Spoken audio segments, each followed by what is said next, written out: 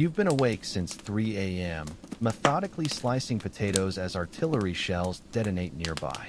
A soldier's survival hinges on your ability to heat his meal to precisely 165 degrees Fahrenheit in a trench using nothing but gasoline and a helmet. Welcome to the relentless reality of being a World War II field cook. If these stories help you drift off to sleep, hit subscribe so you never miss an episode. Drop a comment with your location and current time. It's fascinating to see the global audience. Once got a comment from Iceland that sent me scrambling to check time zones. Tonight's episode? World War II frontline cooking. But before we begin, get comfortable, seriously. Fluff those pillows, adjust your blankets. Trust me on this. Your eyes snap open to utter darkness. Only the faintest hint of dawn bleeding through the tent canvas. The year is 1943, and you're stationed at an Allied camp somewhere in Europe. A scratchy wool blanket rasps against your skin as you shift on what's essentially a burlap sack stuffed with straw, masquerading as a bed. No time to complain about comfort. A shrill whistle blast jolts you fully alert. 4 a.m. Again, you'd think kitchen duty would mean better hours than infantry, but no. Field cooks rise first, sleep last. Rise and shine, cookie. The mess sergeant's voice booms through the tent. 200 hungry men need breakfast in 2 hours. Still foggy with sleep, you roll off your cot and yank on a uniform stiff with yesterday's grease and sweat. Unlike lazy mornings at home, where you might savor warmth under covers, here there's no choice. Already behind schedule. Move your ass private. Those potatoes won't peel themselves. The moment your boots sink into the muddy ground outside, icy air slaps your face. Early spring means night chill lingers like an unwelcome guest. Your breath forms ghostly clouds as you trudge toward the field kitchen. The goulash cannon, a massive mobile kitchen on wheels with a chimney resembling artillery, looms in the gloom. Originally a German invention, every army now has their version. This steel beast is your domain, your weapon in this war. Approaching, you see the mess sergeant already stoking fires. Smoke billows from the chimney, mixing wood smoke with damp morning air. God, what you'd give for coffee right now. But rules are rules. Cooks eat last. Get on those potatoes, rookie. The sergeant jabs a finger at mountainous burlap sacks. 200 pounds. Peeled and diced in 45 minutes. Your shoulders slump. Grabbing a laughably small paring knife. The army never issues proper kitchen tools. You drag a sack over and plunge hands into cold, dirt-crusted potatoes. The rhythm begins. Grab, scrape, turn, scrape, slice, toss into water. Your fingers quickly numb in the icy water. Know why they made me a cook? Whispers a wiry private beside you. Without waiting for reply. Told them I worked at my uncle's restaurant. Total lie. Just wanted to avoid infantry. Now I'm wondering if getting shot at might be better than this. You snort. At least we usually sleep indoors. Yeah, but we still die, he says, suddenly grave. Remember Thompson? Direct hit on his field kitchen last month. They found his ladle before his body. A chill runs down your spine, unrelated to morning cold. Though technically non-combatants, field cooks aren't safe. Those smoking kitchens make perfect targets. Enemies know destroying food cripples morale faster than bullets. Less chatting, more peeling, the sergeant barks. By the time the potatoes are done, your fingers sport a dozen nicks, stinging from acidic potato juice and bleeding into the water. No time for bandages. Next, 50 pounds of onions. Tears stream as you chop, the knife growing slippery with onion juice and your own blood. Welcome to war, kid, mutters a veteran cook passing by. Only difference between us and infantry? They know who's trying to kill them. At daybreak, the sergeant orders porridge preparation. Enormous cauldrons hang over wood fires as you pour in oats, water, salt, and precious sugar. The fire's heat battles morning chill, but soon becomes oppressive. Sweat soaks your grease-stained uniform as you stir with a 6-foot wooden paddle weighing 10 pounds. After 15 minutes, your shoulders scream. Bubbling porridge spits molten droplets onto your hands. Minor burns you've learned to ignore. Problem. Another cook announces, peering into crates. Bacon spoiled. The sergeant inspects the meat in dim light. Greenish tint. Writhing maggots in the fat. How bad? About half salvageable. The rest. The cook gags. Trim the rotten bits. The sergeant orders. Men need protein. Your stomach churns, but he's right. In the field, nothing gets wasted. Supplies are too precious. How do we mask the smell? Extra pepper, the sergeant says instantly, and nobody breathes a word. This is wartime cooking.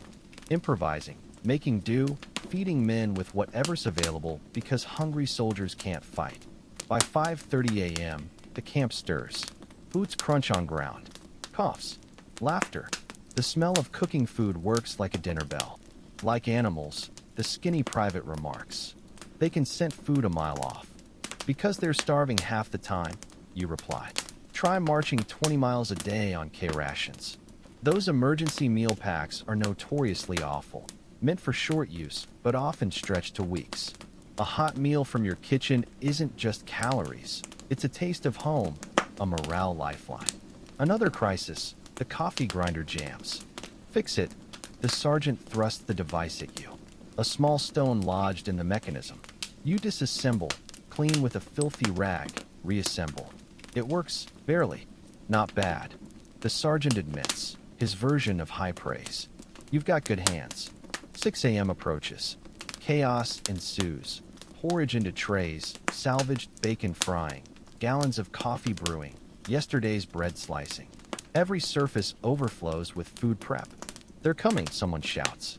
The first wave of soldiers approaches, mess kits in hand, breath visible in cold air.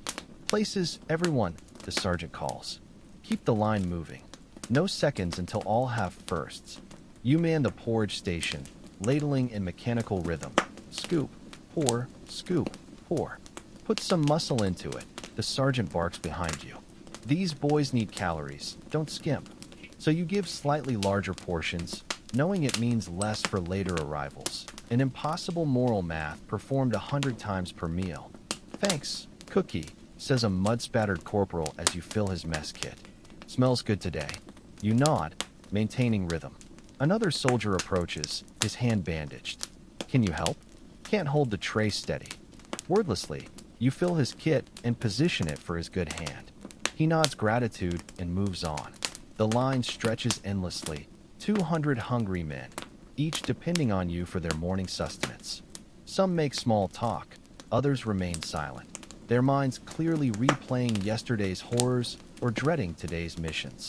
A few complain about the food, but most are simply grateful for something hot in their stomachs. Hey, is this bacon supposed to be this color?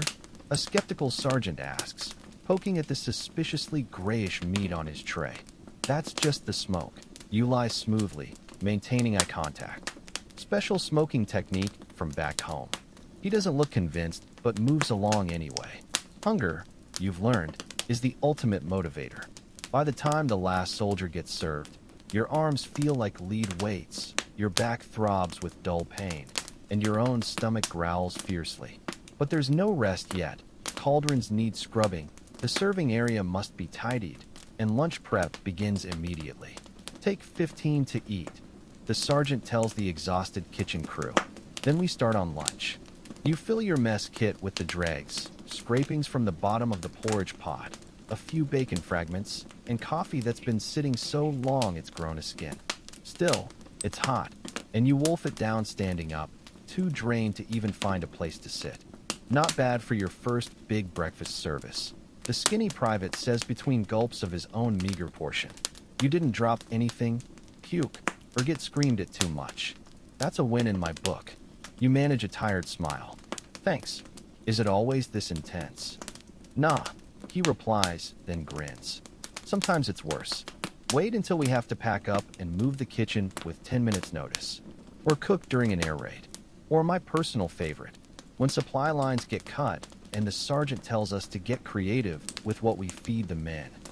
Your stomach sinks at the thought, but before you can respond, the sergeant's voice cuts through your conversation.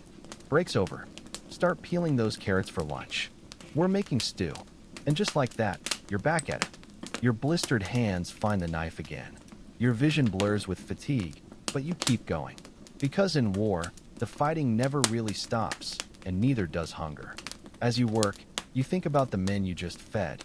Some might be dead by sunset, but for one brief moment this morning, you gave them comfort, a hot meal, a taste of normalcy amidst the madness. It's not much in the grand scheme, but today, it's your contribution to the war effort. The goulash cannon's fires roar as you prep the next meal. 200 men, 3 meals a day after day after day, until the war ends or you do. This is your battlefield now, and it's only 7 a.m. Your day as a field cook has barely begun. The kitchen operates like a well-oiled machine, each cook performing specialized tasks with practiced efficiency. You quickly realize this isn't just about speed, it's survival. The faster you work, the less time you're exposed and vulnerable. The more organized you are, the less precious fuel gets wasted. In war, even cooking becomes tactical. Always keep your head down. The sergeant instructs as you chop vegetables for the lunch stew. And listen for incoming. You'll hear the whistle before the boom. As if summoned, distant artillery rumbles shake the ground. Several new cooks duck instinctively. You'll get used to it, an old-timer tells you. After a while, you can judge distance just by sound. When to really worry is when you hear it, but don't have time to be scared before impact. With the stew simmering, the sergeant calls you over to a strange section of the field kitchen where several metal boxes sit on the ground, each about the size of a footlocker. These, he says, slapping one affectionately, are your new best friends. Marmite cans. We use them to haul hot food to positions too dangerous or distant for chow lines. He opens one to reveal insulated compartments. Stew goes here, bread here, dessert here if we ever get any. Keeps everything hot for hours. Who delivers them? You ask, already dreading the answer. We do. He confirms your fear. Usually the newest cook gets the honor. Hope you remember your basic training, because this'll take you right up to the front.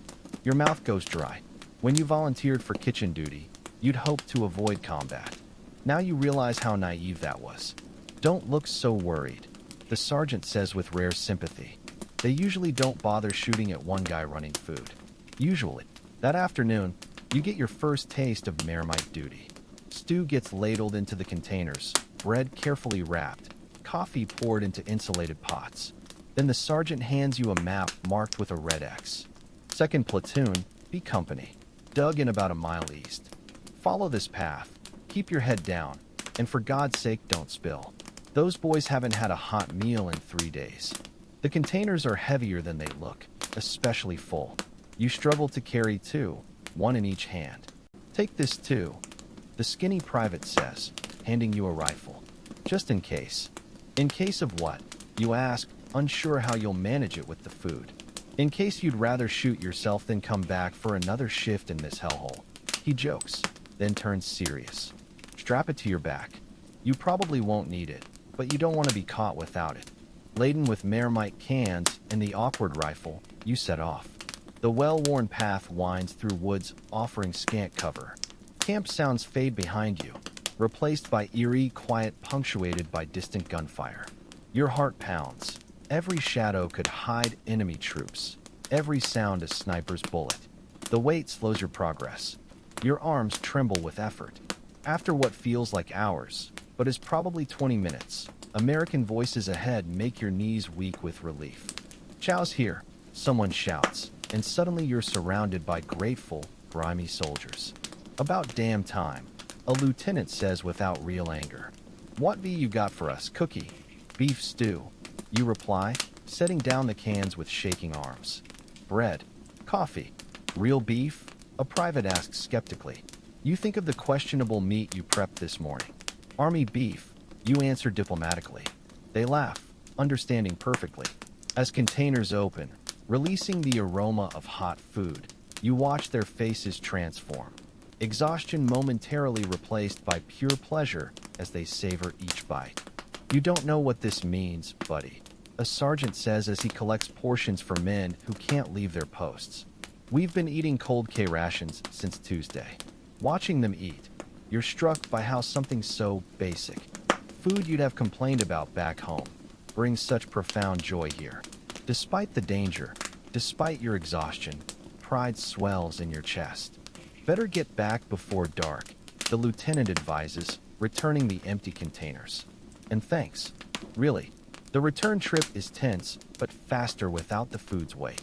When you arrive, the sergeant merely nods. High praise from him. Good job not dying. The skinny private says cheerfully. Now help me with dinner. We're making powdered eggs and canned ham edible. And so your day continues. Prep, cook, serve, clean, repeat. By evening, you've been on your feet 14 hours. Every muscle screams. Your hands are a mess of cuts and burns. Your uniform stiff with sweat and food stains.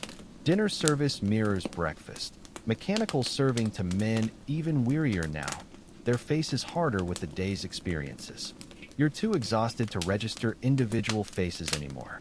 Finally, the sergeant releases you. It's past 9 p.m. Get some sleep, he says. We start again at 4. You stagger to your tent and collapse onto your cot without removing your boots. Images from the day flash behind your eyelids. Mountains of potatoes, rotting bacon, grateful frontline soldiers. A strange thought surfaces before sleep claims you. Maybe being a field cook isn't so different from combat. Your weapons are ladles instead of rifles. Your battles fought against time and scarcity rather than enemy soldiers, but the stakes feel just as high.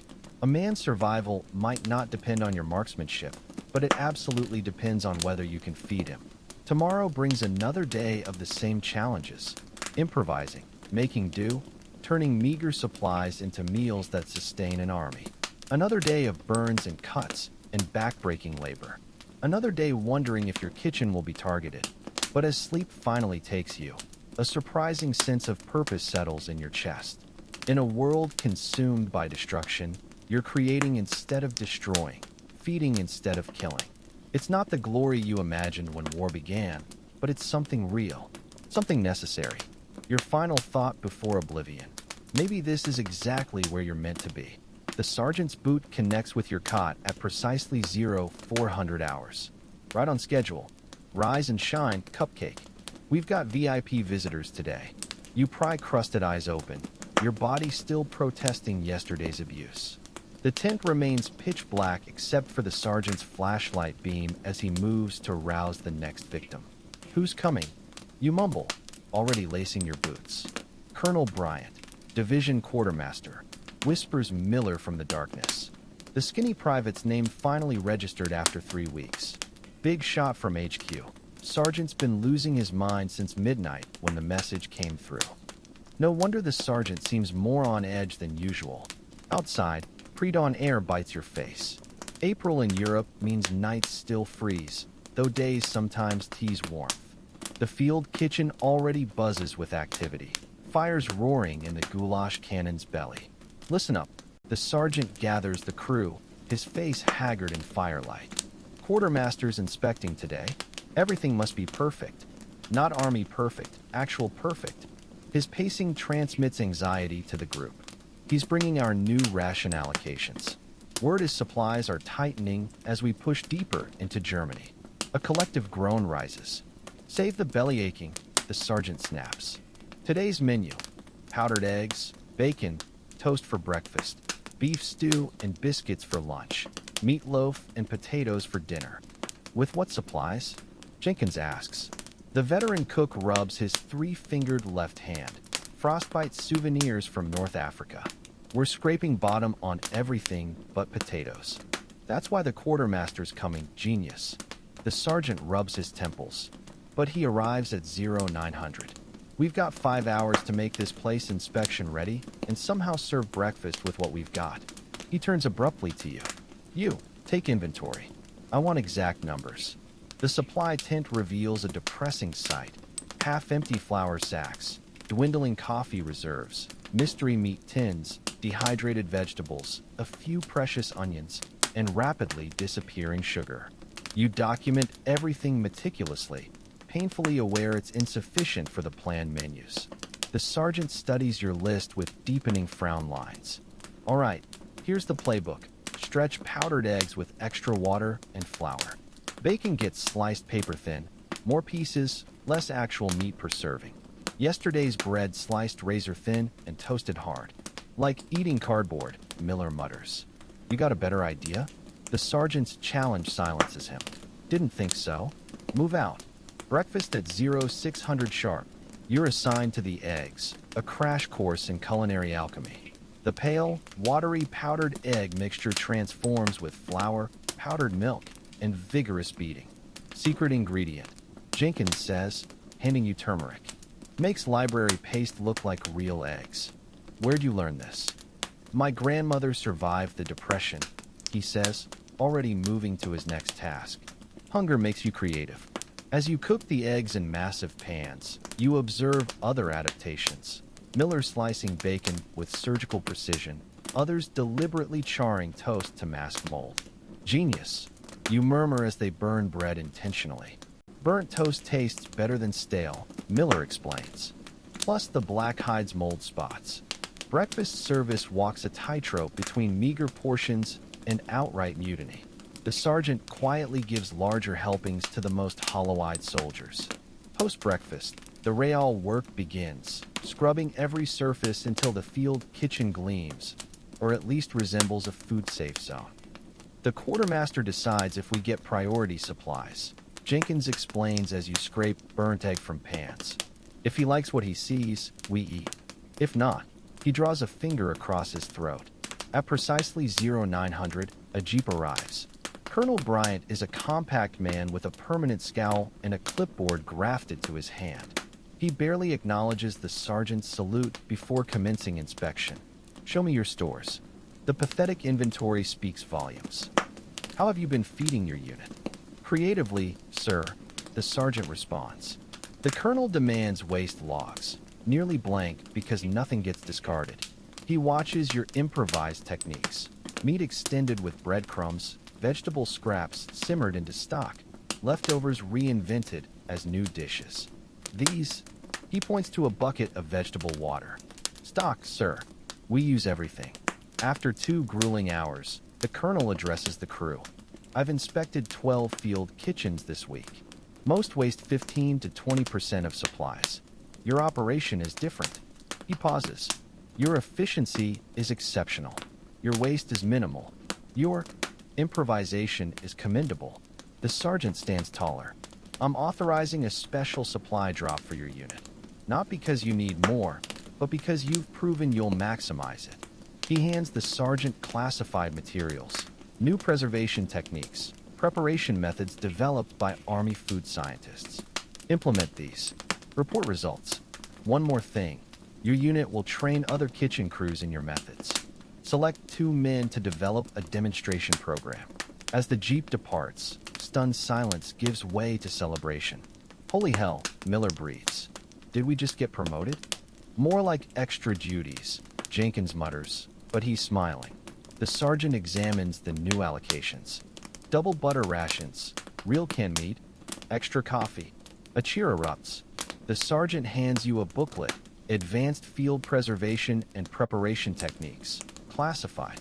As lunch preparations continue, you study revolutionary methods. Acorn coffee, mushroom meat substitutes, even sawdust extended bread flour for dire shortages. Some of this is starvation cooking, you tell the sergeant. That's why the colonel was so interested, he says grimly. Things must be worse than they're telling us. Lunch service features stew enhanced by the saved stock. Dinner showcases the new techniques. A brine solution tenderizes tough meat. Fortified bread dough gets extra protein. The promised supplies arrive. Real canned meat, butter, even chocolate and peaches. The sergeant locks away the chocolate for morale emergencies. Dinner transforms with actual ingredients.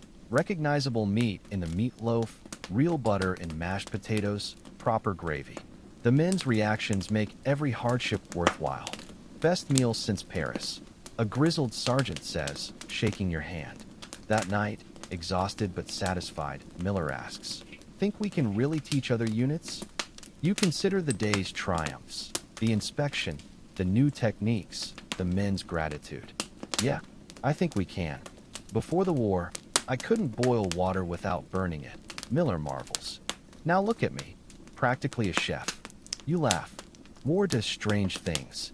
As sleep claims you, you reflect on everything learned, the science of field cooking, the creativity born of scarcity, the razor-thin line between nutrition and starvation. In civilian life, cooking meant pleasure and choice. Here, it's survival. Every calorie counts. Every nutrient matters.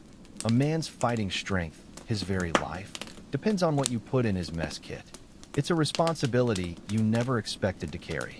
But tonight, you realize it's one you're starting to take pride in. A terrifying whistling sound tears through the air, growing louder by the second. Incoming. Your body reacts before your mind catches up. You dive for the nearest foxhole, slamming into the dirt beside Jenkins as the shell detonates somewhere behind the field kitchen. The ground shakes violently, dirt raining down on your helmet. Your ears ring from the explosion. "Son of a," Jenkins mutters, peering over the edge. They hit the latrine. 3 weeks have passed since the quartermaster's visit, and everything has changed. Your unit has pushed deeper into Germany, following the front lines as Allied forces advance toward Berlin. The relative safety of the rear echelon is gone. Now you're cooking less than a mile from active combat. "All clear," the sergeant barks. Back to work. Those potatoes won't peel themselves. You climb out of the foxhole, legs shaky, and stumble back to your station. The massive pot of stew you'd been stirring had been knocked over by the blast, its contents spilled across the dirt. "Well," you sigh, staring at the wasted meal. "Clean it up and start again," the sergeant orders, already assessing other damage. "We've still got 200 men to feed by noon." This is your life now, cooking under fire. The constant tension of knowing the next shell might have your name on it. The responsibility of keeping men fed despite everything the war throws at you. The routine that once seemed grueling now feels like a luxury. Wake at 0400. Prepare breakfast by 0600. Clean up. Prepare lunch by 1200. Clean up. Prepare dinner by 1800. Clean up. Sleep. Repeat.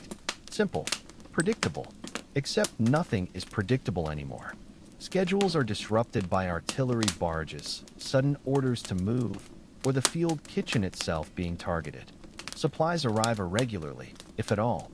Water, essential for cooking, must be hauled from sources that aren't always clean or close. 2 more wounded last night. Miller tells you as you salvage what you can of the spilled stew. Peterson and Ramirez, hit during a patrol. They're setting up a field hospital half a mile back. You nod grimly. Casualties have been climbing as the fighting intensifies. You've been assigned to deliver meals to the wounded every evening. An extra duty that exposes you to war's brutality in ways kitchen work usually doesn't. Save whatever meat you can find. You tell Miller, scooping chunks from the cleaner parts of the spill. "We'll wash it off and reuse it." He grimaces but follows your lead. Waste isn't an option. Not here. Not now. By some miracle, you manage to prepare a fresh batch of stew before lunch. It's thinner than planned. Less meat, more root vegetables, but it's hot and filling. The men coming off the front lines are too hungry to complain. "Thanks, Cookie," a mud-splattered corporal says as you ladle stew into his mess kit. His hands tremble slightly, the subtle shake of a man who's seen too much combat. "Smells good.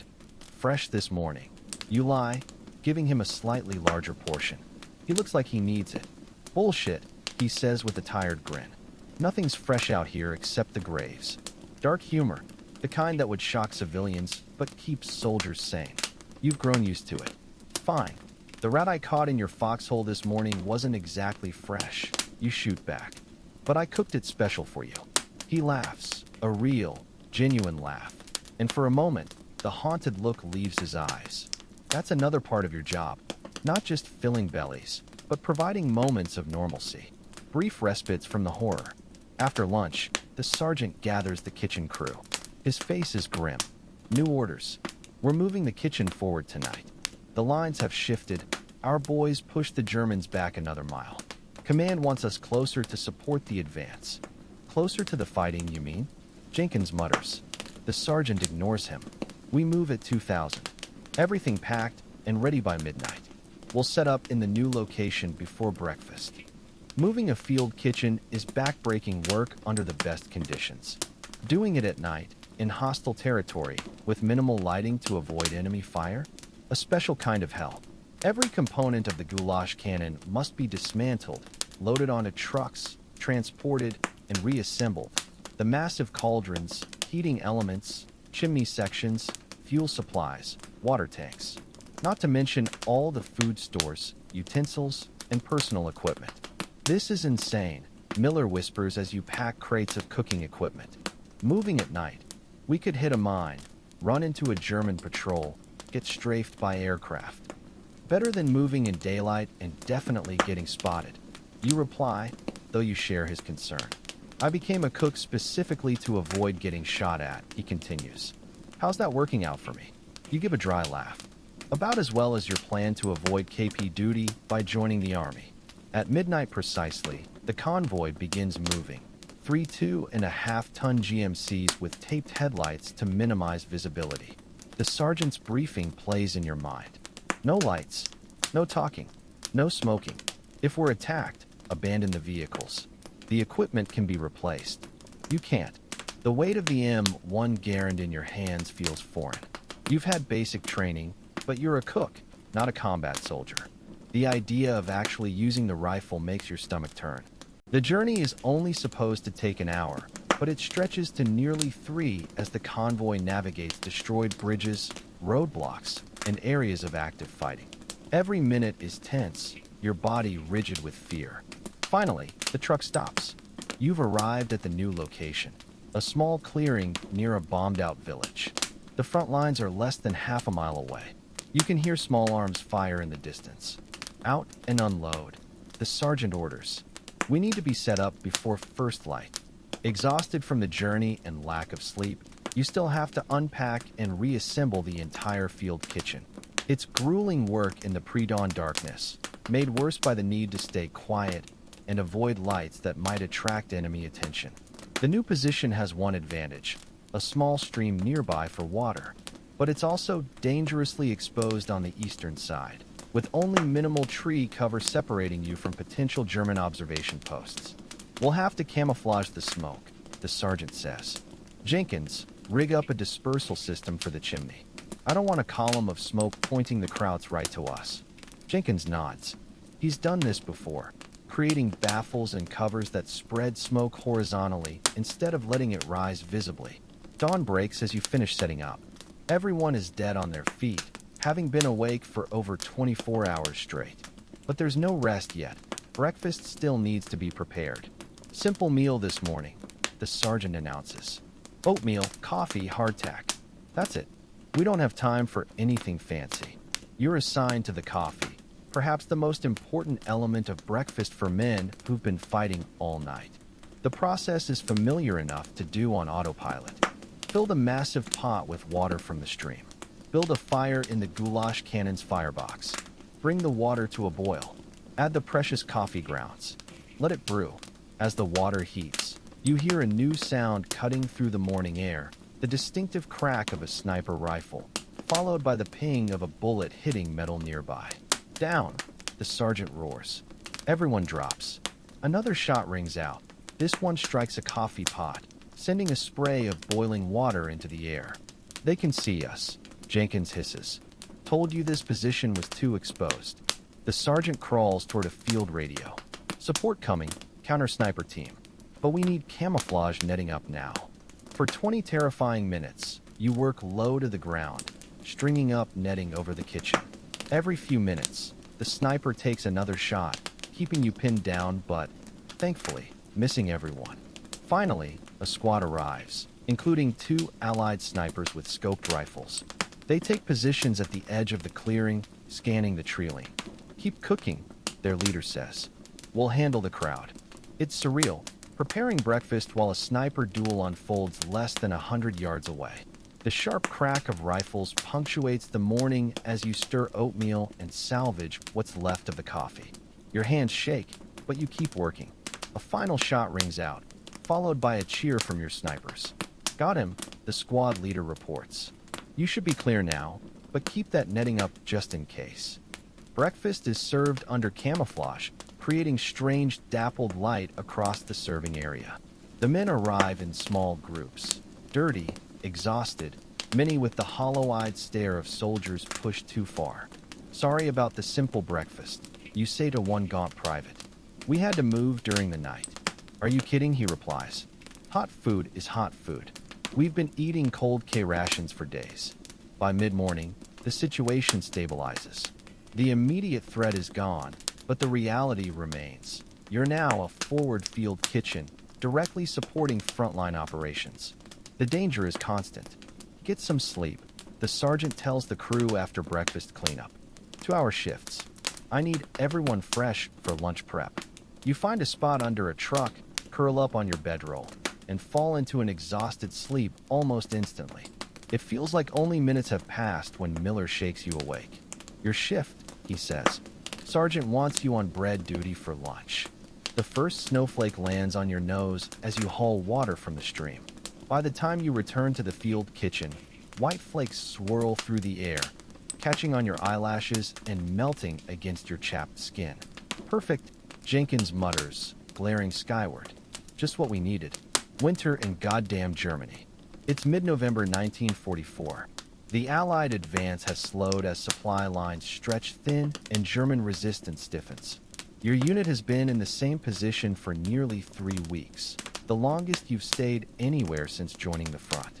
Snow means the mud might finally freeze. You point out, trying to find the silver lining. The autumn rains had turned everything into a quagmire, making every task twice as difficult. "Yeah, and then we get frostbite and frozen pipes instead," Jenkins replies. "I was in the Ardennes in 40. Trust me, kid, you'd rather have mud." The sergeant approaches, his breath visible in the cold air. "Weather report says this is just the beginning. Big storm coming. I want all equipment winterized by end of day." Winterizing the field kitchen is a process you've trained for but never actually implemented. It involves wrapping pipes with insulation, setting up windbreaks around cooking areas, digging storage pits to keep food from freezing solid, and preparing the goulash cannon for sub-zero operation. Miller, you, and Parker, dig storage pits deep enough they won't freeze through, the sergeant orders. You, he points at you, work with Jenkins on insulating the water system. If our pipes freeze, we're screwed. By midday, snow falls steadily, blanketing the camp. Beautiful in a way that almost makes you forget the war, until distant artillery rumbles break the silence. Germans usually ease up on shelling in bad weather, Jenkins says as you wrap pipes with wool blanket strips. Their spotters can't see targets as well, but don't count on it. "What's the worst winter condition you've cooked in?" you ask. Jenkins pauses, thinking. "Belgium, early 40. Temperature hit 15 below. Cooking oil froze solid. Bread dough turned to concrete. Coffee froze in mugs before men could finish drinking it." He holds up his left hand, showing the stumps where his pinky and ring fingers should be. "Lost these to frostbite that winter." "How?" "Spilled boiling water on my glove. Had to remove it to dry. By the time I noticed the frostbite." He flexes his remaining fingers. "Could have been worse." A cook from another unit grabbed a frozen metal pot barehanded. Skin stuck to it like a tongue on a pump handle. His matter-of-fact tone chills you more than the snow. This isn't just uncomfortable weather, it's potentially lethal. By evening, 3 inches of snow cover the camp, and temperatures keep dropping. The winterizing is complete, but now dinner prep becomes a new challenge. "We're switching to one-pot meals," the sergeant announces. "Less exposure, less fuel, fewer things that can go wrong. Tonight, stew, heavy on potatoes and whatever vegetables we've got left." The "whatever we've got left" part is concerning. Supply deliveries have become sporadic as winter affects roads. Your last proper resupply was over a week ago. "Inventory check," the sergeant orders. "I need to know exactly what we've got and how long it'll last." The numbers are grim. Flour for maybe 4 more days of bread. Potatoes for 3 days if stretched. Coffee, the Army's lifeline, down to 2 days' worth. Meat practically non-existent, just a few questionable cans. "We'll have to forage," the sergeant says. "Local farms, abandoned villages, anything we can find." "Sir, most of those areas haven't been cleared of enemy troops." "I'm aware of the risk, Private. That's why you'll go with a security detail." He meets your eyes. First light tomorrow. Dress warm. That night's dinner is a thin stew, mostly water with potato chunks, a few withered carrots, and exactly one piece of meat per serving. The bread is yesterday's loaves, slightly stale but edible when dipped in broth. The men don't complain. They've grown accustomed to dwindling rations as winter sets in. Sleep comes fitfully in your freezing tent. The Army issue sleeping bag is barely adequate, and you wear every piece of clothing you own, including your helmet liner as an extra hat. Still, the cold seeps in, keeping you hovering at the edge of sleep without ever fully succumbing. Morning brings temperatures well below freezing and another inch of snow. Your breath forms a small cloud inside the tent. Getting out of your sleeping bag requires sheer willpower. Breakfast is coffee, precious and desperately needed, though now diluted to half strength to conserve, and hardtack biscuits with a thin smear of margarine. After breakfast, the sergeant introduces you to Lieutenant Harker and 3 infantrymen, your security detail for foraging. There's a farm about 3 miles east, the lieutenant says. Should still have root vegetables in storage. Maybe livestock if we're lucky. He eyes you up and down. Ever done this before? Cook? No, sir. Stay close. Do exactly what I say, and we'll be fine. He checks his watch. We move in 5. Bring empty sacks, and that cart if it can handle snow. The cart, normally used for food transport, has thin wheels ill-suited for snow, but it's better than carrying everything by hand. The journey is brutally cold. Wind drives snow horizontally into your face despite scarves wrapped around your head. Within the first mile, your fingers and toes go numb despite layers. Germans were through here last week, the lieutenant says as you pass a burned-out Sherman tank half buried in snow. Most pulled back north, but there could be stragglers or patrols. Stay alert. The farm appears after nearly 2 hours of trudging.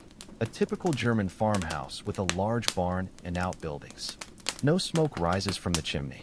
No tracks mar the snow. Abandoned, at least temporarily. Anderson, Peters, check the house, the lieutenant orders. Williams, with me on the barn. Cook, stay put until we clear the buildings.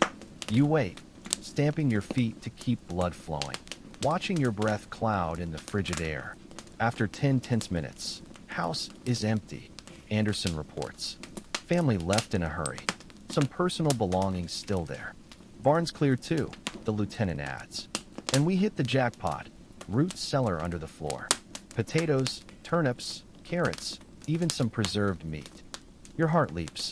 This could sustain your unit for days, maybe weeks. There's livestock too, Williams adds. 3 pigs, a dozen chickens. Someone's been feeding them recently. The lieutenant considers this. Means someone might come back. We need to move fast. He turns to you. Get what we need from the cellar first. We'll decide about livestock after. The root cellar is a treasure trove.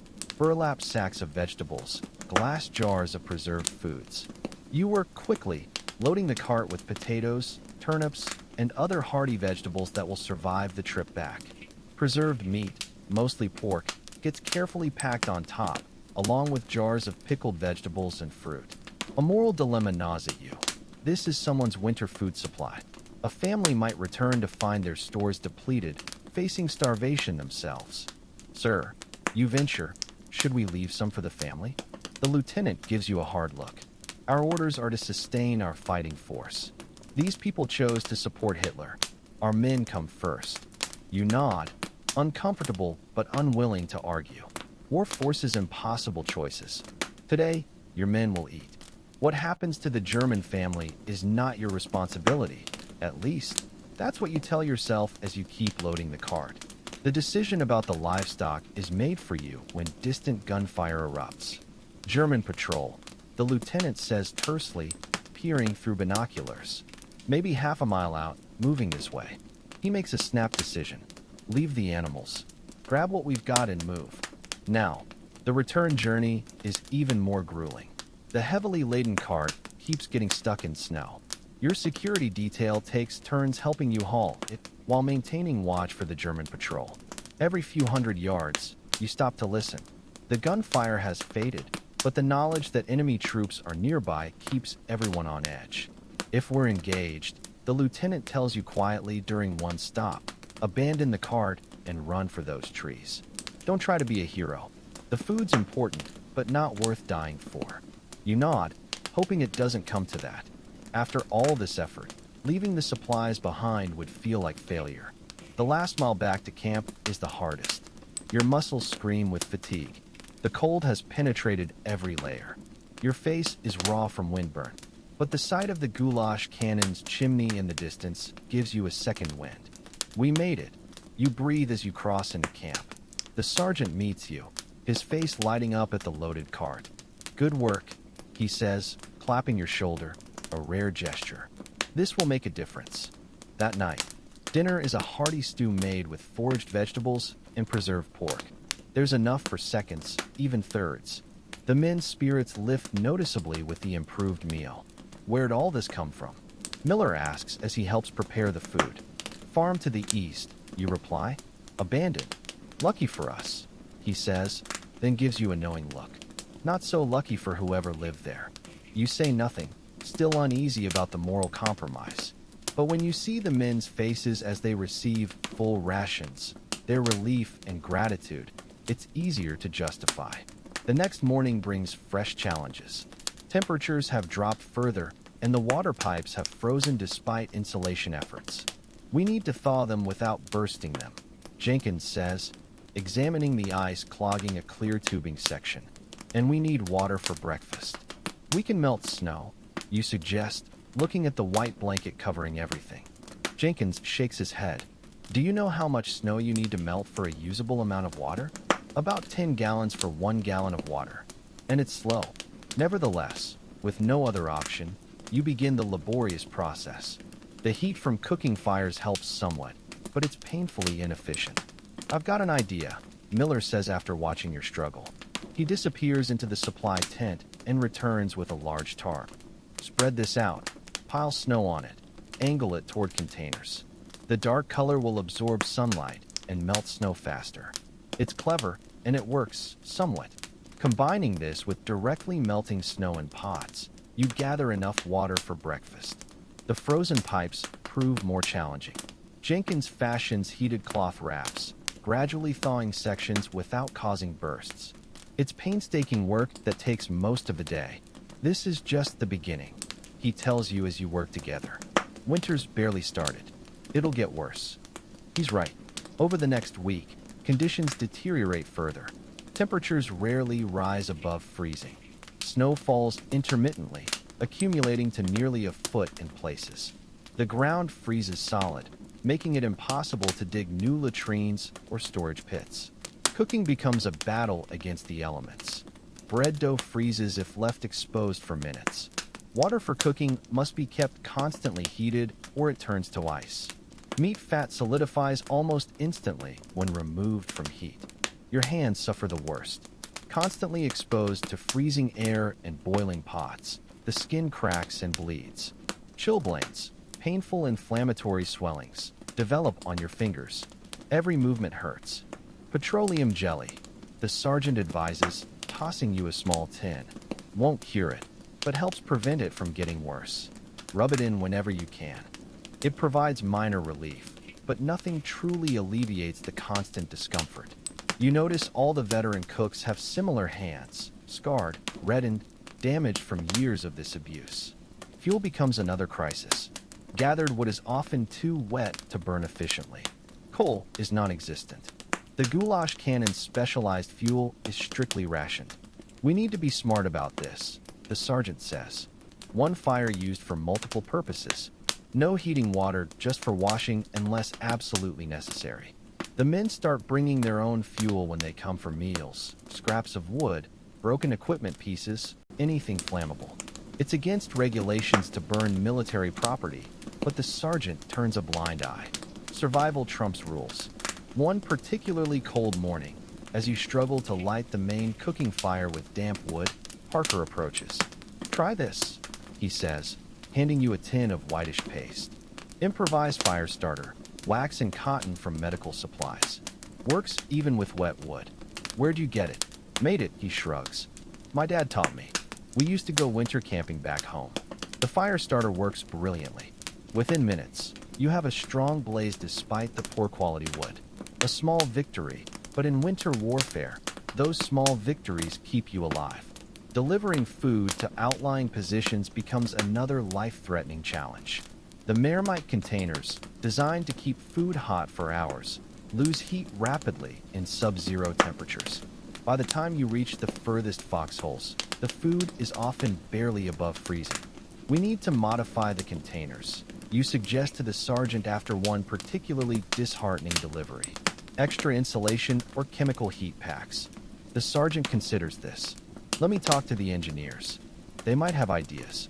The solution, when it comes, is simple and ingenious. Soapstone blocks heated in cooking fires, then placed in a special compartment added to each marmite can. The stones retain heat for hours, keeping food warm even on the longest deliveries. It's a small improvement, but the gratitude on the faces of men receiving properly hot food in their frozen foxholes makes every difficult journey worthwhile. As December arrives, another enemy emerges: disease. Respiratory infections spread rapidly through the camp. Men weakened by cold, exhaustion, and poor nutrition fall prey to bronchitis, pneumonia, other ailments. The field hospital, already busy with combat casualties, fills with coughing, feverish soldiers. Special dietary requirements for the sick add another layer of complexity. They need liquid nutrition, the medical officer explains, providing a list. Broths, thin porridge, hot drinks with extra sugar for energy. Despite the challenges, the kitchen crew grows closer. You share techniques for staying warm. Take turns at the most exposed positions. Watch for signs of frostbite on each other. What began as a collection of individuals thrown together by war has become something like a family. One night, as you all huddle around the dying cooking fire before turning in, Miller raises a tin cup of the day's last coffee. "To making it through another day," he says. "And to all us crazy bastards who chose to be cooks instead of infantry," Jenkins adds. "To surviving winter, you contribute," clinking your cup against his. One meal at a time. The coffee is weak. The night is freezing. Tomorrow will bring the same challenges all over again. But in this moment, there's a camaraderie that makes it all somewhat bearable. As you crawl into your sleeping bag, adding your coat as an extra layer against the brutal cold, you think about how different your perception of winter has become. Before the war, winter meant Christmas, snow days, the beauty of fresh snowfall. Now it's a deadly adversary, a forced battle daily just to survive. Yet there's a strange pride in this struggle too. Anyone can cook in a well-supplied kitchen with modern conveniences. It takes a special kind of determination, maybe a special kind of crazy, to produce meals in freezing conditions with minimal supplies and equipment.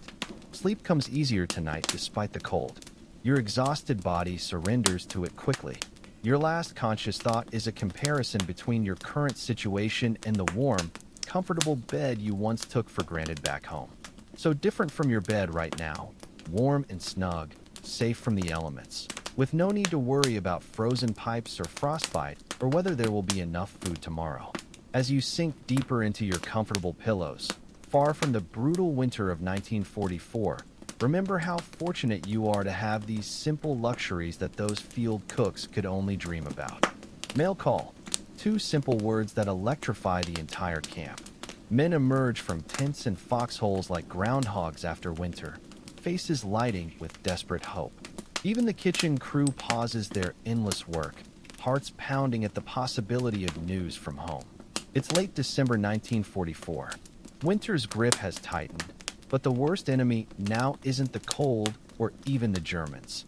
It's the creeping despair from months of combat, separation from loved ones, and the looming realization that despite Allied advances, this war isn't ending anytime soon. The mail jeep, caked with frozen mud, skids to a stop near the field kitchen. The driver, a cheerful corporal wearing a Santa hat over his helmet, unloads several bags of letters and packages.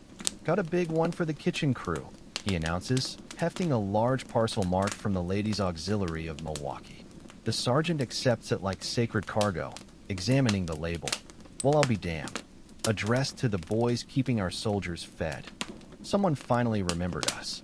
Only took 3 years of war, Jenkins remarks dryly, but his calloused hands tremble slightly as he helps unwrap the package.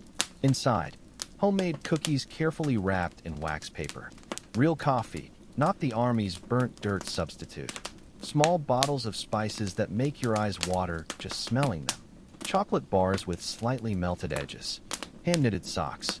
Dozens of letters from schoolchildren, mothers, wives. The sergeant clears his throat and reads aloud from one letter. Dear brave Army cooks, my son writes that the only thing keeping him going some days is a hot meal. Thank you for taking care of my boy when I cannot. An unusual silence falls over the kitchen crew. Recognition, genuine gratitude, is something none of you are accustomed to receiving. After a long moment, the sergeant tucks the letter away. All right, let's put this to good use. Christmas is coming. Time to plan something special. Christmas.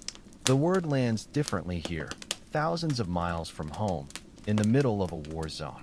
For most men, this will be their second or third Christmas overseas. The homesickness, always present, becomes acute during holidays, a pain as real as any wound. What can we possibly do that's special? Miller asks. We barely have enough for regular meals. The sergeant looks at the care package, then at their meager but recently supplemented stores. We get creative, he says, like always. But this time, we're not just feeding bodies, we're feeding souls. Over the next days, alongside regular meals, secret preparations begin for a Christmas feast. Each crew member contributes family traditions. Miller, my mom always made potato pancakes, lax. Jewish tradition, but everyone loved them. Jenkins, ham glazed with brown sugar and pineapple. Not that we'll find a ham out here. Parker, tamales, corn husks filled with meat. My grandmother would start making them days before. You apple pie. My mother used dried apples when fresh weren't available. The sergeant listens, nodding. We'll take elements from each. Create something new, something that represents all of us. Planning becomes a welcome distraction from winter warfare. Between duties, you experiment with adapting recipes to available ingredients. The spices from Milwaukee transform Army rations into something resembling festive food. The sergeant pulls strings for a special supply drop, calling in favors from contacts at Division HQ. When it arrives 3 days before Christmas, it contains minor miracles. A small ham, real butter, canned yams, dried fruit. Don't ask how I got it, the sergeant says. Just make it count. News of the planned feast spreads through the unit. Men who'd been withdrawn, battling the dangerous combination of cold, fear, and despair, suddenly have something to look forward to. The change in atmosphere is palpable. One hot meal isn't going to win the war, Jenkins comments as you knead cinnamon raisin bread dough. No, you agree. But it might help these guys remember what they're fighting for. 2 days before Christmas, tragedy strikes. A German artillery barrage hits the adjacent company area. Casualties flood the field hospital. The briefly lifted mood plummets. Should we cancel the feast? Miller asks quietly. Doesn't seem right to celebrate with so many men down. The sergeant considers this, then shakes his head. We need it now more than ever. But we make an addition to the plan. We serve the wounded first. Special trays. Best portions. Show them they're not forgotten. On Christmas Eve, while regular chow is served, the kitchen crew works through the night preparing the feast. The goulash cannon burns continuously, its heat a blessing against the freezing air.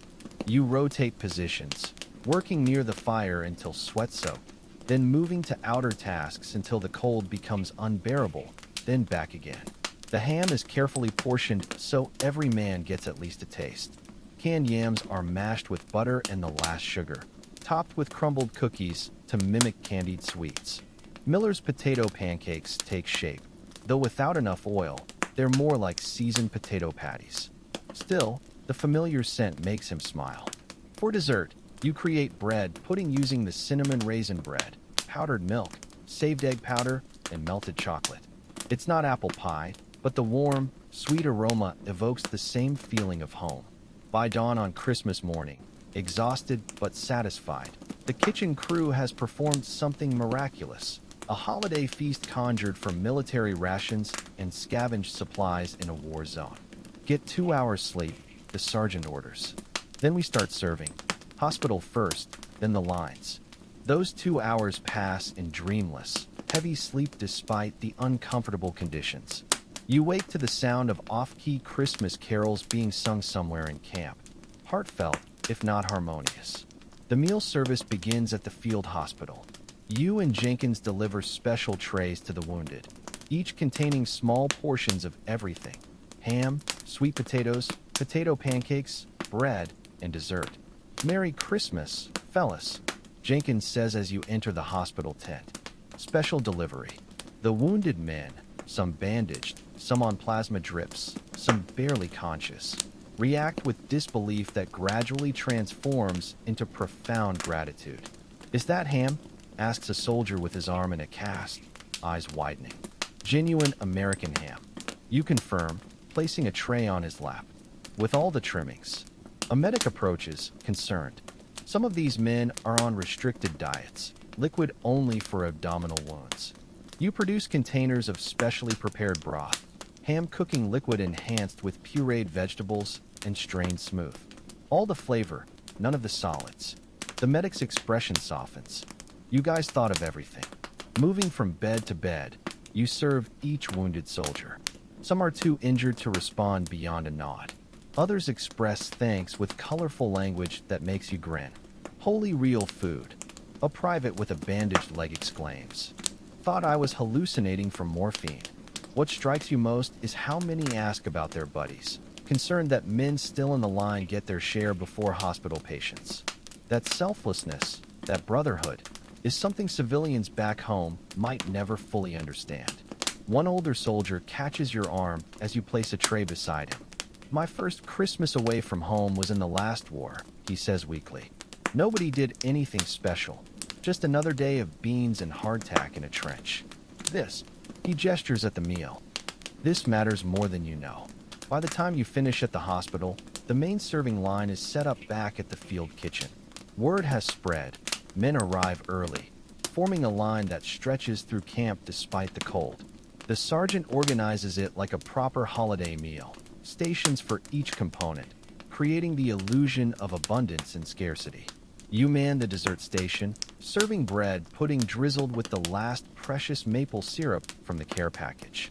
"Tastes like my mom's," a young private says, closing his eyes as he takes a bite. "How'd you do that?" "Magic," you reply with a wink. "And cinnamon. Lots of cinnamon." As the day progresses, the camp's mood transforms. Men linger after eating, talking and laughing instead of hurrying back to positions. Some share treats from their own care packages. A few produce instruments, a harmonica, a makeshift drum, and music joins the celebration. Miraculously, the German artillery remains silent all day. The sky's clear, weak winter sunlight glittering on snow, nature's Christmas decoration. By evening, when the last man has been served and the kitchen crew finally sits down to their own meal, there's a sense of achievement that transcends normal duty. To the best damn kitchen crew in the European theater, the sergeant toasts, raising a cup of the good coffee from Milwaukee. "You performed a miracle today." "Wasn't a miracle," Jenkins corrects. "Just good cooking under impossible conditions. Our specialty." You eat slowly, savoring flavors that have become rare luxuries: salt, fat, sweetness. The conversation flows easily, the shared accomplishment creating warmth no fire could match. "Think they'll remember this?" Parker asks during a lull. "The men, I mean, when they go home after the war. Think they'll remember one Christmas meal in the middle of nowhere?" Jenkins considers this. "They might not remember what they ate, but they'll remember how it made them feel. Like someone gave a damn. Like they weren't just anonymous bodies being fed enough to keep fighting." He shrugs. "That's what matters." The next day, the war resumes its normal rhythm. Artillery fire in the distance, patrols going out, some not returning, the cold continuing its assault. But something has changed. Men stand a little straighter. Smiles come easier.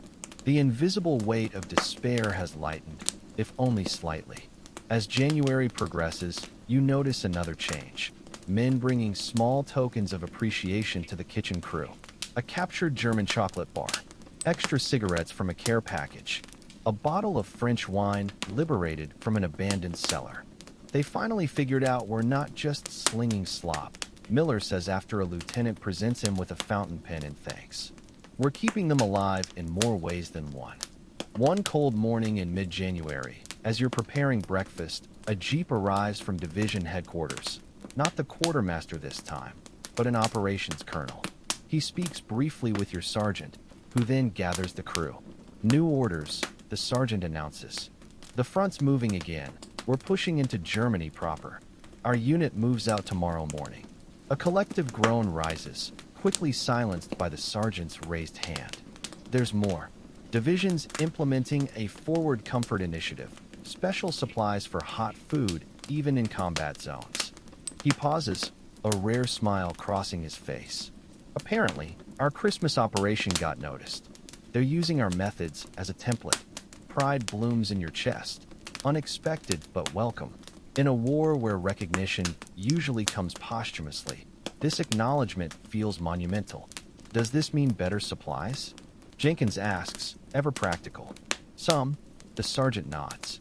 And priority transport for kitchen equipment. They finally realized an army with hot food fights better than one on cold rations. That night, as you pack for the move, Miller sits across from you. What will you do, he asks. After, when we're really done with all this. Before the war, cooking was just a job. Now it's different. You understand food as something powerful, almost sacred in its ability to sustain both body and spirit. Open a restaurant maybe. You answer, surprising yourself with the certainty. Something simple, good food made with care. Nothing fancy. I'd eat there, Miller grins. As long as you don't serve powdered eggs or K-rations. Deal? You laugh.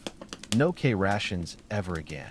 The Rhine River stretches before you, wide, gray, and ominous in the early morning light. On the far bank lies Germany proper, the heartland of the Third Reich. The air tastes different somehow, charged with the knowledge that you're witnessing history. Hell of a view, Jenkins remarks, coming to stand beside you. Never thought I'd see it. It's March 1945. After months of brutal winter fighting, Allied forces have reached this crucial barrier. Engineers scramble to construct pontoon bridges across the river, replacing those destroyed by retreating Germans. Your field kitchen is set up half a mile back, feeding the endless stream of men and equipment moving toward the crossing point. The pace is frantic. Command wants to maintain momentum before Germans reorganize defenses. We're crossing tomorrow, the sergeant announces during dinner prep. Our unit will be in the third wave. Break down the kitchen tonight, ready to move at 0400. We crossing with the troops? Miller asks, his voice tight. The Rhine crossing is expected to meet fierce resistance. No, we'll wait until the bridgehead is secured, then bring the kitchen across. Should be late tomorrow, assuming everything goes according to plan. Everyone knows that in war, nothing ever goes according to plan. That night, as you dismantle the field kitchen, artillery barges begin, Germans targeting assembly areas near the river. The sky lights up with explosions, the ground trembling beneath your boots. Keep working, the sergeant orders. We need to be ready to move no matter what. By midnight, everything is packed and loaded onto trucks. The kitchen crew gathers in a small tent, too keyed up to sleep through the bombardment. Conversation turns, as it often does before major operations, to home. First thing I'm doing when I get back, Miller says, lighting a cigarette, is asking my mother to cook me a real steak, thick as my thumb, with fried potatoes and gravy. Beer, Jenkins adds, a cold one that wasn't brewed in someone's helmet. Hot bath, Parker chimes in. Gonna soak until my skin wrinkles like a raisin. They turn to you. Sleep, you answer after consideration. In a real bed with clean sheets. For about a week straight. They laugh, the kind of laugh that comes from shared understanding. Sleep, real, safe, comfortable sleep, has become the most precious commodity in your world. At 0400, the sergeant rouses everyone. Change of plans. Crossings delayed. German resistance is heavier than expected. Through the morning, You watch as more artillery is brought up, bombers fly overhead toward German positions, and the machinery of war adjusts to the unexpected obstacle. With the kitchen packed, you're limited to cold rations and hastily boiled coffee for waiting troops. They need hot food, the sergeant says, watching men huddle in foxholes, some in position over 24 hours. We can't set up fully, but we need to do something. What about the emergency setup, you suggest? The stripped-down version from the manual. The sergeant considers this, then nods. Do it. Use the small truck as a windbreak. Keep everything low profile. With Jenkins and Miller, you quickly unpack essentials. A small smokeless stove, 2 cooking pots, basic utensils, lightweight insulated containers. The setup is designed to produce 1 hot item in quantity. What can we make with what's accessible? The sergeant asks. You assess readily available supplies. Canned meat, dried beans, some root vegetables, flour, salt, and spices saved from the Christmas care package. Bean and meat stew. Filling, high protein. Can stretch it with flour to thicken. Ready in 2 hours. Do it, the sergeant orders. I'll arrange runners to deliver to forward positions. Working efficiently, you prepare the emergency meal. The small stove is harder to regulate than the goulash cannon, requiring constant attention to prevent burning. Without proper ventilation, smoke makes your eyes water despite its smokeless design. As you cook, artillery duels intensify. German shells land closer. Twice, you pause to take cover when incoming fire becomes too close. They've zeroed in on the crossing point, Jenkins says grimly after a particularly close explosion, walking fire up and down the bank. Despite the danger, you continue cooking. The stew takes shape, thick, aromatic with carefully added spices. Not fancy, but it will provide energy and comfort men need before crossing into German defenses. Runners arrive just as the stew is ready. Young privates who will carry insulated containers to waiting troops. They look nervous, aware their mission will take them through actively targeted areas. Keep low, move fast, the sergeant instructs. This food might be the last hot meal these men get for days. As runners depart laden with the precious cargo, you feel the familiar mix of pride and concern. Pride in providing sustenance under impossible conditions, concern for those delivering it and those waiting to receive. Now we wait, the sergeant says, and stay ready to move. Waiting is perhaps the hardest part. Hours pass as reports filter back. The bridgehead established, but under heavy counterattack. Casualties mounting, situation fluid. Your unit remains in reserve, ready to cross once the area is secured. Night falls, bringing no respite from artillery or tension. Sleep comes in brief snatches, interrupted by explosions or urgent updates. The kitchen remains packed, limiting you to basic sustenance. Dawn breaks on the second day of the crossing operation. The sergeant gathers everyone. We're crossing today. Engineers have a bridge that's holding. Our unit moves in 2 hours. The crossing itself etches into your memory forever. The pontoon bridge sways under vehicle weight. German artillery continues targeting the area, shells splashing dangerously close. Luftwaffe planes appear suddenly, strafing the exposed crossing before Allied fighters drive them off. Your truck, loaded with precious kitchen equipment, inches across the bridge, surrounded by infantry, tanks, and support vehicles. Everyone is exposed, vulnerable. The driver white-knuckles the wheel, eyes fixed forward with almost supernatural focus. Don't look down, Miller mutters beside you in the cab. Of course, you immediately look down, at the dark water churning below, at floating bodies, at partially submerged vehicles from previous failed crossings. The war has never felt more immediate, more terrifying than in this moment of perfect vulnerability. An explosion rocks the bridge 50 yards ahead. A truck is hit, flames erupting from its canvas cover. Men jump or are thrown into the water. Keep moving. Clear the bridge. Your driver navigates around the burning vehicle, heat searing through closed windows. For a moment, you're certain this is it, that your journey ends here without ever setting foot on German soil. Then you're past the wreckage, the truck accelerating as it reaches the far bank. German soil beneath your wheels. The driver doesn't stop, continuing inland away from the exposed riverbank. Only when you've reached a small copse of trees about a mile from the river does he finally pull over, hands shaking as he cuts the engine. "Made it," he breathes, sounding surprised. "We actually made it." The rest of the kitchen crew arrives in stages. The sergeant in a jeep, Jenkins and Parker in another truck, remaining equipment in a third. By some miracle, everything and everyone is crossed intact. "Set up here." The sergeant orders once everyone has arrived. Line companies are moving forward, but they'll need resupply by evening. I want hot food ready. The familiar routine of setting up grounds you, unloading equipment, assembling the goulash cannon, organizing supplies, starting fires. By mid-afternoon, the kitchen is operational, a small miracle of logistics and determination. The menu is simple but substantial.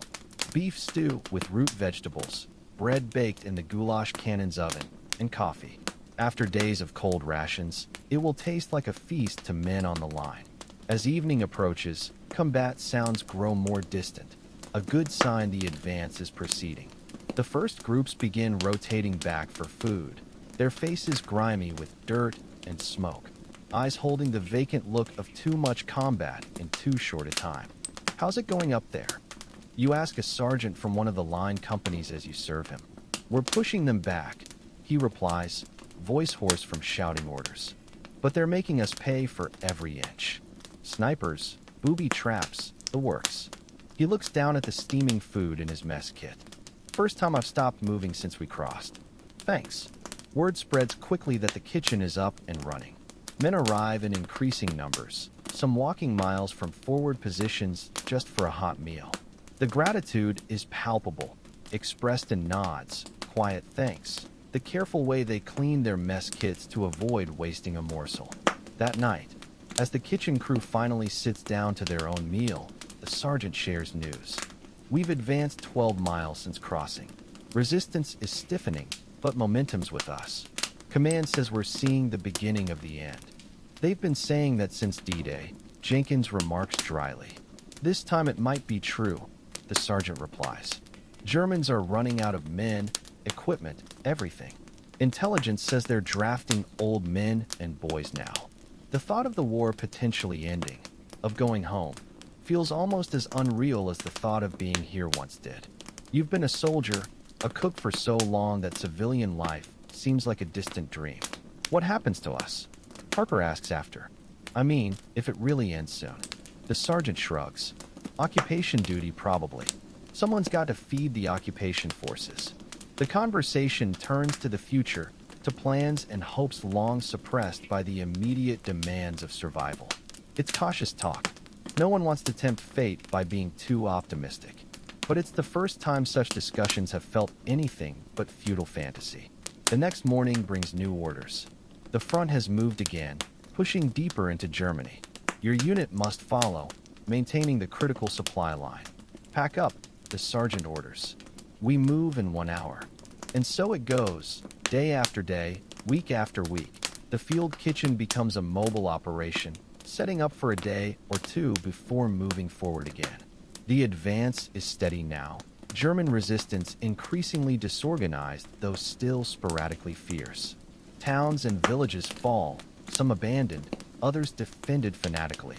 The terrain changes from flatlands near the Rhine to rolling hills, forests, small mountains. Each new location presents different challenges for setting up the field kitchen, different local resources to potentially utilize. Food supplies become erratic as supply lines stretch and German resistance targets the routes.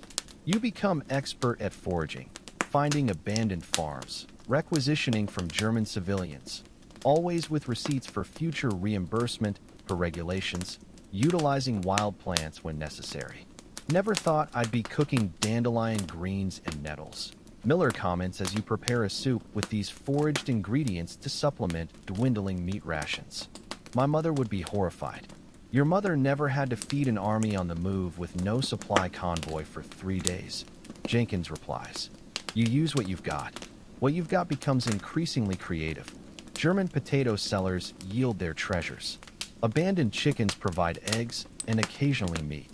Wild mushrooms, carefully identified using Jenkins' manual, add flavor.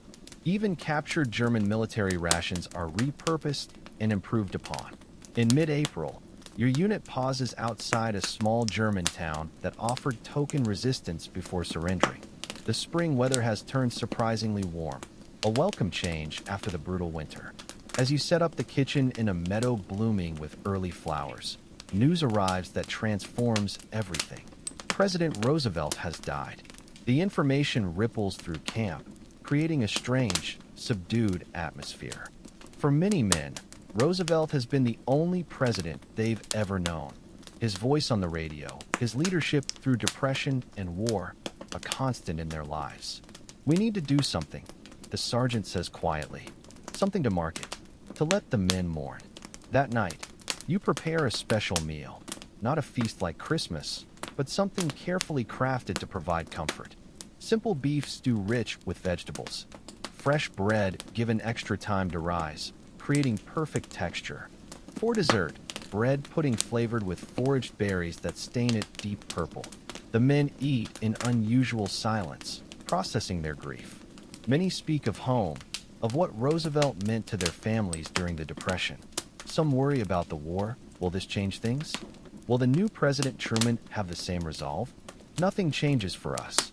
The sergeant tells the kitchen crew as you clean up. We keep doing our job, one meal at a time. One meal at a time.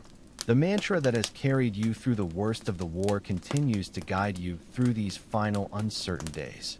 The cheering starts as a murmur, a ripple of disbelieving voices that builds into a deafening wave crashing through the camp from east to west. A jeep skids to a halt near the field kitchen, a lieutenant standing in the passenger seat, his face alight with something you haven't seen in years, pure, unfiltered joy. It's over, he shouts, voice cracking. Hitler's dead. Berlin has fallen. The Germans are surrendering. For one suspended moment, no one moves. The news is too enormous, too long awaited to process immediately. Then Jenkins drops a cast iron pot, the metallic clang breaking the spell, and the kitchen crew erupts. There's embracing, shouting, grown men weeping openly. The sergeant, always proper, always composed, actually picks up Parker and spins him around before setting the young cook down, both of them laughing like children. Is it? Miller's voice is small, afraid to hope. Is it really over? The fighting here is, the lieutenant confirms. There might be pockets still resisting, and the war in the Pacific continues, but here in Europe, it's done. Done. After years of danger, deprivation, fear, loss, done. The word hangs in the spring air, glittering like the dew on the meadow grass. The sergeant looks around at the half-prepared breakfast, at the men already embracing and cheering beyond the kitchen area, and makes a decision that surprises everyone. We cook, he announces, but not breakfast. We prepare a victory feast, the best meal possible with whatever we have. Every man deserves to celebrate this day with a full belly. What follows becomes your finest hour as a field cook. With limited supplies, but boundless motivation, you and the kitchen crew create a multi-course celebration that stretches through the day and into evening. The centerpiece is a hog acquired from a local farmer in exchange for coffee and cigarettes, roasted in a pit dug into the ground, lined with stones, covered with earth, and left to slow cook for hours. When finally unearthed, the meat falls from the bone, succulent and smoky. Side dishes appear as if by culinary magic.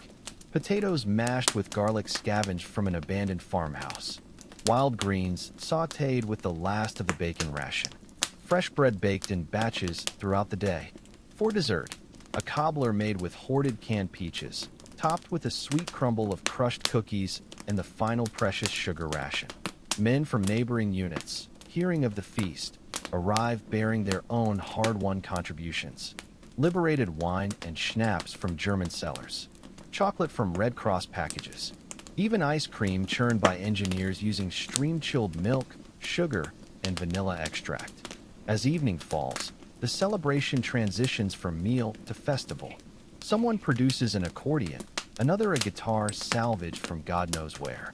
Songs rise into the twilight. First military marches, then folk songs from home. Finally, the slow, nostalgic tunes that speak of love and peace and everything that's been missing from these men's lives for so long. You find yourself sitting slightly apart from the main revelry, exhausted from the day's cooking but too emotionally charged to sleep. Jenkins joins you, passing a bottle of clear, potent liquid, German by the smell. Not bad hooch for fascists, he remarks as you take a cautious sip, the liquor burning a trail down your throat. You sit in comfortable silence, watching the celebration unfold around multiple campfires. The men look different already, younger, lighter, as if the cessation of hostilities has physically lifted years from their shoulders. Think we'll go home soon? You ask after a while. Jenkins shrugs. Some will. Others will stay for occupation duty. Either way, he gestures toward the goulash cannon, its fires still glowing. We'll still be cooking. It'll be different, though. Damn right. No more cooking with one ear listening for incoming. No more wondering if each meal might be someone's last. He takes a long pull from the bottle. The men look different already. We did all right, you say, watching the celebrating soldiers. For a bunch of guys who mostly became cooks to avoid the infantry. Jenkins shakes his head. We did more than all right. We kept them fed. We kept them going. He raises the bottle in a toast. We're part of why they're still alive to see this day. You clink your canteen cup against his bottle. Never thought food could matter so much. It's never just food, you reply, echoing Miller's words from months ago. It's home. It's care. It's humanity. Jenkins nods, then adds his own toast. To field cooks, the unsung heroes of this whole damn war. To survival, you add. One meal at a time. In the days that follow, military life continues, but with one crucial difference. The absence of fear. No more artillery to dodge while peeling potatoes. No more snipers to worry about while delivering meals. No more constant vigilance against attack. Orders eventually come. Some units will remain as occupation forces. Others, including yours, will be rotated back to the States, possibly for redeployment to the Pacific, though rumors suggest that war might be nearing its end too. On your final day with the field kitchen, the sergeant gathers the crew for an unusual ceremony. From a small box, he produces a set of medals. Bronze stars, he explains. Not the usual decoration for cooks, I know, but I submitted recommendations with supporting statements from infantry commanders about our impact on morale and combat effectiveness. Headquarters approved. One by one, he pins the medals on each member of the kitchen crew. When he reaches you, he actually smiles, a rare, genuine expression that transforms his usually stern face. For maintaining food service under direct enemy fire, he reads from the citation. For innovative solutions to critical supply shortages. For extraordinary contribution to unit morale and combat effectiveness above and beyond the expected duties of a field cook. The weight of the medal on your chest feels strange, unexpected.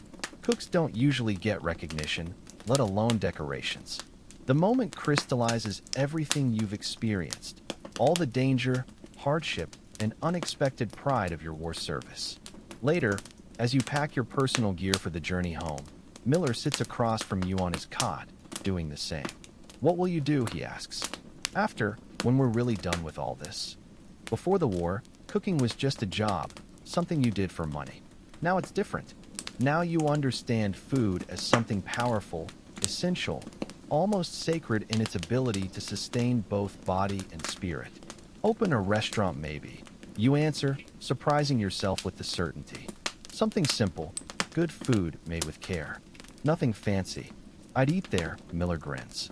As long as you don't serve powdered eggs or K-rations. Deal, you laugh. No K-rations ever again. The journey home is long, by truck to the coast, by ship across the Atlantic, by train across America. Throughout, you continue your duties as a cook, though the circumstances grow increasingly luxurious compared to frontline conditions. On the ship, with a proper galley and abundant supplies, you actually find yourself missing the challenges of field cooking, the creativity required to make palatable meals from nothing, the satisfaction of feeding hungry men who truly appreciate every bite, the bond forged through shared hardship. When you finally step off the train in your uniform, campaign ribbons, and that unexpected bronze star on your chest, your family is waiting. The embraces, the tears, the barrage of questions. It's overwhelming after so long in the structured world of military life. That night, sitting at your mother's table for a homecoming meal, you find yourself critically analyzing the food, not because it isn't delicious, but because you now see it through different eyes. You notice the abundance that once seemed normal, the casual waste that would have been unthinkable at the front, the easy assumption that there will always be more. You appreciate textures and flavors with a heightened awareness born from years of deprivation. What are you thinking about? Your mother asks, noticing your distraction. How could you explain? How could you describe what it means to cook in a war zone? To measure success not in compliments, but in calories delivered, in men sustained through one more day of combat. To create meals from next to nothing while shells explode around you? Just glad to be home, you say instead, reaching for her hand. And grateful for this food. She seems to understand there's more behind your words, but doesn't press. There will be time, perhaps, to share those stories. Or perhaps some experiences can never be fully conveyed to those who weren't there. That night, lying in your childhood bed, the softness of the mattress feels almost wrong after so many months of cots, bedrolls, and frozen ground. The silence, no distant artillery, no engines, no men calling out in their sleep, is both blessed and eerie. As you drift towards sleep, images from your time as a field cook float through your mind. The mountains of potatoes on your first day, the sniper fire interrupting breakfast prep, the frozen pipes during that brutal German winter, the Christmas feast created from nearly nothing, the dangerous Rhine crossing, the victory celebration after the surrender.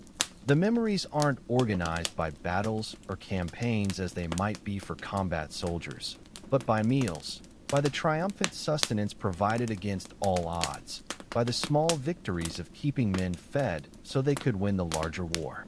One meal at a time. You survived as a field cook in World War II. More than survived, you discovered a calling, a purpose that transcended mere duty. In the crucible of war, in the most challenging cooking environment imaginable, you found what food truly means. Not just sustenance, but comfort, connection, humanity. Sleep comes easily now in your safe, comfortable bed, so different from the dangerous, uncomfortable conditions you endured. As you sink deeper into peaceful rest, remember that sometimes the most crucial battles aren't fought with weapons, but with the simple, powerful act of feeding those who need it most.